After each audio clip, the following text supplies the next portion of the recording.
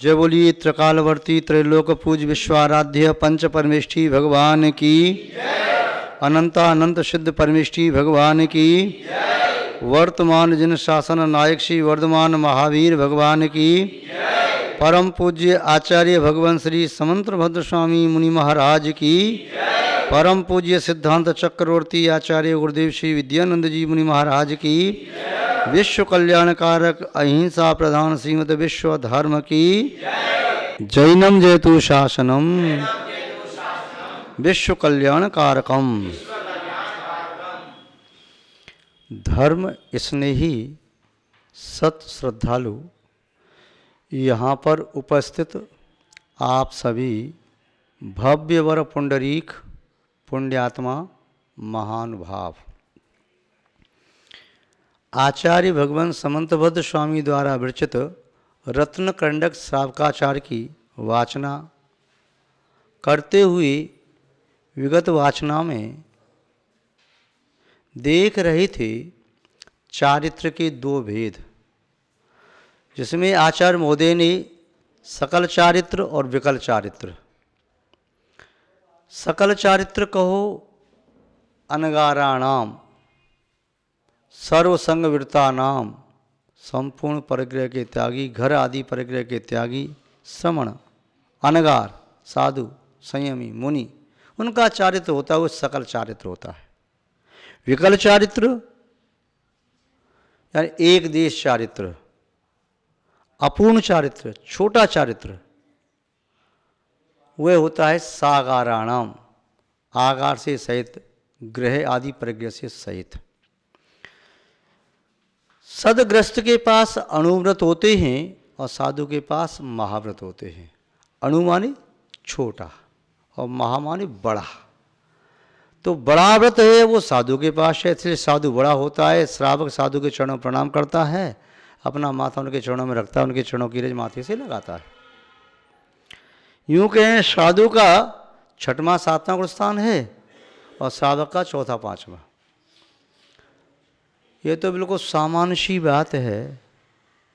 छठवीं मंजिल पांचवीं मंजिल के ऊपर ही होती है। जहाँ पांचवीं मंजिल का सर है उसके ऊपर छठवीं मंजिल के पग हैं। जहाँ चौथी मंजिल का सर है वहाँ पांचवीं मंजिल का पग है। जहाँ छठवीं का सर है वहाँ सातवीं का पग है।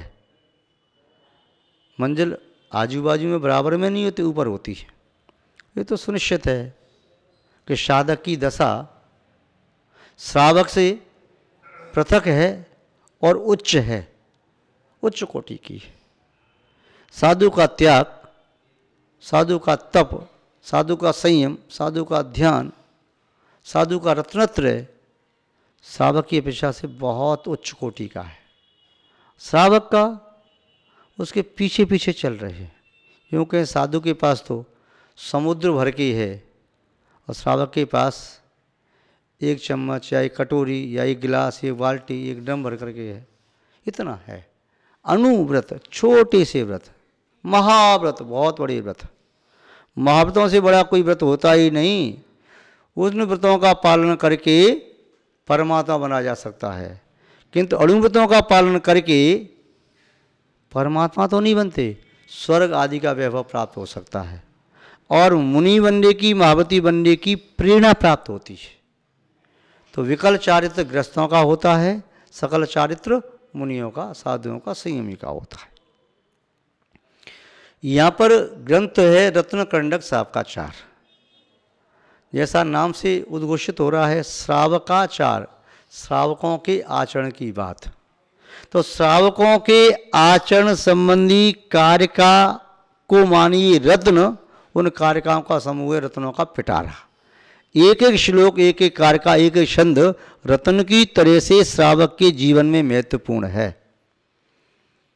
ग्रस्त जीवन में काम करता है, धन उपार्जन करता है, शाम को 100, 200, 500, 1000 रुपये कमा के लाता है, अपना खर्चा व्यवस्थित करता है, बच जाता है तो दान पुण्य में लगाता है, और बचता है तो फिर आभूषण, अच्छे अच्छे वस्त्र, मकान आदि, वाहन और भौतिक सामग्री ग्रहण करता है, स्वर्ण आदि ग्रहण करता है, खरीदता है कि नोटों का बंडल हो और सोना इतना सा आ जाए, इतने से सोने के बदले पुनः कभी हम चाहेंगे तो नोटों की गड्डी फिर मिल सकती है। और बहुत सारा सोना हो और एक छोटा सा रत्न हो तो एक रत्न से बहुत सारा सोना, बहुत सारे नोटों को प्राप्त किया जा सकता है। तो रत्न ऐसा ही होता है। तो रत्न ये बाह्य रत्न हैं, पाषाण के टुकड़े, किंतु सच्ची रत्न क्या है? आचार्य महोदय के द्वारा लिखी हुई कार्य का सच्ची रत्न है। इनमें से एक एक कार्य का गिण कर ली तो समझो एक एक रत्न है। ये श्रावक के लिए रत्नों का पिटारा है, रत्नों का खजाना है, रत्नों का करंडक है। जिस श्रावक के हाथी लग गया वो श्रावक तो हो गया माला माल। वह श्रावक तो नरक में नहीं जाएगा, त्रंश गति में नहीं जाएगा, मनुष्य गति में नहीं जाएगा, कुबो भूमि भोग भूमि नहीं जाएगा। वह श्रावक रत्नकंठ श्रावकाचार्य के अनुसार अपने व्रतों का पालन करे, अपने जीवन को वैसा बनाए तो नियम से स्वर्ग आदि की विभूति को प्राप्त करेगा। उत्कृष्ट श्रावक 16वें स्वर्ग तक पहुंच सकता है श्रावक के व्रतों का पालन करके। और अनंतर वह मनुष्य बने, राजा महाराजा बने, फिर दीक्षा लेकर के तपस्या करे तो मोक्ष भी प्राप्त कर सकता है। तो गृहस्थों के लिए रत्नों के पिटारे की तरह से रत्न कंडक श्रावकाचार। इसमें विगत वाचना में 50वें श्लोक पर चर्चा की। मुनियों का चारित्र सकल चारित्र, श्रावकों का चारित्र विकल चारित्र, एक देश चारित्र। अब यहाँ कह रहे हैं कि मुनियों के चारित्र की चर्चा तो चलो मूलाचार आदि ग्रंथ में हो जाएगी, बस श्रावकों के चारित्र की चर्चा तो बताओ। परिभाषा आपने 49वें श्लोक में दे दी थी कि जो पापों की प्रणाली है, हिंसा चौर्य मैथुन शिव प्रग्रह व्यायाम च पाप प्रणाली का व्रति संग से चारित्रम, जिनसे 5 प्रकार के पाप आते हैं उन नालियों को बंद कर देना, तो ये गृहस्थों का चारित्र होता है। अब ये चारित्र होता है, आपने कह दिया पापों को बंद करना, किंतु पापों की नाली को बंद करें कैसे? तो आचार्य महोदय कह रहे हैं कि जो 5 पाप हैं उनको पूरी तरह से नाली को पैक नहीं कर सकते तो बंद कर दो। उसमें कुछ आपने लगा दिया, पत्थर फंसा दिया, या जो और छेद दिखाई दे रहा है उसमें छोटे छोटे पत्थर फंसा दिए, पत्थर ऐसे फंसा दिए कि पानी के प्रेशर से निकलेंगे नहीं। अब कीचड़ तो नहीं आ रही, पानी थोड़ा थोड़ा आ रहा है, गंदा पानी आ रहा है। बाद में जब थोड़ा थोड़ा पानी भी आएगा उससे कपड़े से या टाट से पैक कर दिया अच्छे से तो पानी का आना बंद।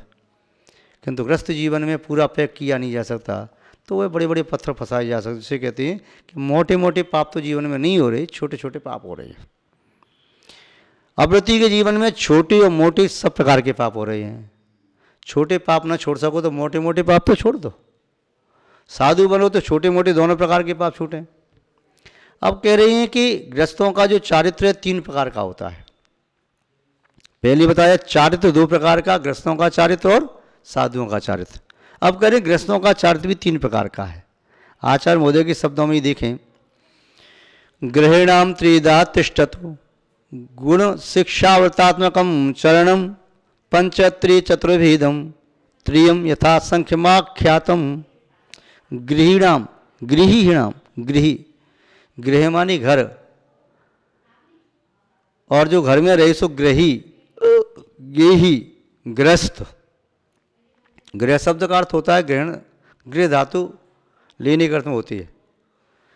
जो लेता ही जाता है, लेता ही जाता है, लेता ही जाता है, संपूर्ण परिग्रह को छोड़ नहीं पाता, थोड़ा थोड़ा छोड़ता है, दान करता है। जो ग्रहण करता जाए सो ग्रस्त, और जो सब कुछ विसर्जन करके मोक्ष मार्ग में श्रम करे तो श्रमण, सब त्याग कर दे गृह आदि परिग्रह का तो अनगार, जो साधना करे तो साधु, संयम को पाले तो संयमी, ये उसके पर्यायवाची नाम हैं।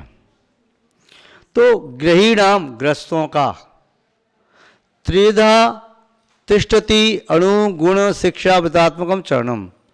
त्रिधा माने 3 प्रकार का होता है। चरणम चारित्र, तिष्ठति ठहरता है, होता है। कौन कौन सी? अणु गुण शिक्षा, अणुव्रत गुणव्रत और शिक्षाव्रत रूप होता है। अणुव्रत किसे कहते हैं? तो अभी देखा, हिंसादि 5 पापों का स्थूल रूप से त्याग कर देना, मोटे मोटे पापों को छोड़ देना, वह अणुव्रत है। यानी मोटे मोटे पाप छोड़ दिए, छोटे पाप नहीं छोड़े। तो मोटे पाप छोड़ने से जितने पापों से आप बच गए उतने अंश में आप वृत्ति बन गए। जितनी हिंसा छोड़ दी उतना आपके जीवन में हिंसा अणुव्रत आ गया। जितना असत्य छोड़ दिया उतने अपनी सत्य अणुव्रत आ गया। जितना आपने चोरी छोड़ी उतने अंश में आपके अचौर्य अणुव्रत आ गया। जितना कुशील छोड़ा उतने अंश में आपके जीवन में ब्रह्मचर्य अणुव्रत आ गया। जितना परिग्रह छोड़ा या परिग्रह का प्रमाण कर लिया तो जो शेष त्यागा हुआ है उतने अंश में आपके पास वो अपरिग्रह व्रत आ गया या परिग्रह का प्रमाण कर लिया, तो ऐसे भी नाम कह सकते हैं। तो ये अणुव्रत हैं, ये अणुव्रत श्रावक का धर्म है। किंतु अणुव्रतों को लेकर के इसे पालें कैसे? अकेला व्यक्ति यदि चले तो थक जाता है, रास्ते में कोई साथी मिल जाए तो रास्ता कट जाती है। वैसे आपसे कहो कि भैया यहाँ से पैदल चले जाना ट्रांसयमुना तक, यहाँ से चले जाना सिकंदरा तक, यहाँ से चले जाना पैदल अचनेरा तक। महाराज जी कैसी बात कर रही है आप? हम अपने घर से दुकान भी तो पैदल जाते नहीं है, बाइक से और गाड़ी से जाते हैं, आप इतनी बात कर रहे हैं। अच्छा, नहीं जाते कभी? फिर जब हमारा व्यवहार होता है तब 10, 20, 50, 100, 200 लोग क्यों चलते हैं पैदल? और 10 किलोमीटर, 15 किलोमीटर, 20 किलोमीटर, 30 किलोमीटर व्यवहार कर लेते हैं। कैसे कर लेते हैं? आपस में चर्चा करते हुए मालूम चलता कब रास्ता पास हो गया। शिखर जी की वंदना करने के लिए अकेले जाओ तो थक जाओगे, सिर पकड़ के बैठोगे, क्या करें अब, किससे बात करें, किससे बोलें, कोई मेरा परिचित ही नहीं है सवन्नों ने। और जब साथी 10-20 लड़के साथ में जाते हैं और भगवान की जयकार लगाते हुए जाते हैं, अनंतान सिद्ध परमेश्वर को नमस्कार करते हुए जाते हैं और एक एक टोंक पर वंदना करते हैं, परिक्रमा लगाते हैं, चावल चढ़ाते हैं, धूप लगाते हैं, फिर आगे बढ़ गए, लंबी लोग बढ़ा करके दौड़ के पहुँच गए और कब यात्रा करके आ गए। आश्चर्य होता है, कई लोग तो नीचे से लेकर के ऊपर तक की वंदना करके 6 घंटे में लौट करके आ जाते हैं। प्रातःकाल 4 बजे चले और 10 बजे तक लौट के आ गए। और कोई 7 घंटे में, कोई 8 घंटे में, कोई 9 घंटे में, कोई 10 घंटे में, और कोई ऐसे जो 12 घंटे में भी आए, कोई 16 घंटे में भी आते। किंतु जो बातें करते जा रही रास्ते में, तो समझो जिब्बिया रथ पे बैठ के चल रही हैं तो रास्ते का एहसास नहीं होता। तो अणुव्रत अकेले पालोगे तो पालने बड़ी कठिनाई होगी। इसके साथ क्या बनाओ? इसके साथ 7 शीलव्रत और होते हैं, उनका भी पालन करो। वे 2 भेद हैं शीलव्रत के, गुणव्रत और शिक्षाव्रत। अणुव्रत छोटे व्रतों को कहते हैं, अणुव्रत के गुणों को जो बढ़ाएं उन्हें गुणव्रत कहते हैं, और जो मुनि बनने की शिक्षा देते उन्हें शिक्षाव्रत कहते हैं। महानुभाव, प्रारंभ में आलम्बन चाहिए। ग्रस्त है, वह ग्रस्त कैसे अपने जीवन का निर्वाह करे? तो देखो, उसे आलम्बन की आवश्यकता होती है। जैसे छोटा बालक है, वह अपने सहारे से पहले बैठ भी नहीं पाता, तो उसे दीवार के सारे तकिए लगा के बिठा देते हैं, फिर फिसल जाता है, पैर आके फिसल गए, फिर धीमे धीमे ऐसे कर की फिर थोड़ा बैठना सीख पाता है। फिर तो और बड़ा होता है तो फिर लेटा हो तो अपने हाथ से हाथ टिका के बैठ जाता है, किंतु खड़ा नहीं हो पाता। खड़ा करो तो कांपता हुआ गिर पड़ता है, किंतु बाद में उसे दोनों हाथ पकड़ के अपनी उंगली पकड़ा के खड़ा करो तो खड़ा हो जाता है, किंतु आगे कदम नहीं बढ़ाता। जैसे पैर उठाता है तो गिर पड़ता है, किंतु बाद में धीमे धीमे उसे उंगली पकड़ा के उसका हाथ भी पकड़ दिया, चलो चलो, धीमे धीमे चलाओगे उंगली पकड़ के तो वह एक एक कदम चलता है। कभी लंबी डग रखता है कि छोटी रखता है और हिलता उलता चलता है। फिर वह अपना बैलेंस संभालने में समर्थ होता है तो फिर क्या करता है? उसके लिए फिर माता पिता 3 पहिए की गाड़ी दे दी।